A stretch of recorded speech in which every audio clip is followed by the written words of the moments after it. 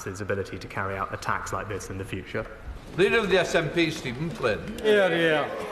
Mr. Speaker, I said last week that history would judge us based on our response, not just to the abhorrent terrorist attack in Israel, but in our response to the humanitarian crisis which was undoubtedly unfolding in Gaza itself. On our collective, unequivocal condemnation of the abhorrent attacks of the 7th of October, this House has been and continues to be fully united. Just as we are united in our condemnation of any form of anti-Semitism which rears its head on these isles, and indeed in our thoughts and prayers for all of those hostages who need to be returned safely to their families.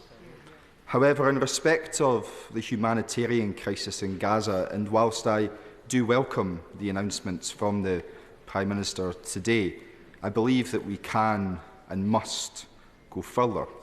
And here's why. Because turning off electricity and water to Gaza is collective punishment. Limiting the free access of food and medicines to Gaza is collective punishment. Preventing people from fleeing, including British citizens, from Gaza is collective punishment. Dropping leaflets in northern Gaza telling people to flee or they will be deemed partners of Hamas is a precursor for further collective punishment. All of us in this chamber know that collective punishment is prohibited by international law.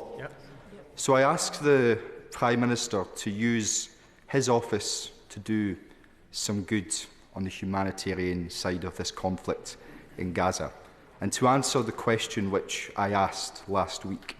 Will he now, given the severity of this appalling situation, agree that a ceasefire is required in the region? Prime Minister. Mr. Speaker, I would characterise the situation differently to the honourable gentleman with the greatest of respect. Israel has suffered an appalling act of terror. It has the right to defend itself and ensure that something like this does not happen again. He talks about people moving from the north to the south of Gaza. It is absolutely right that Israel takes every precaution to avoid harming civilians, and indeed their president and my conversations confirmed that they intend to act within international humanitarian law.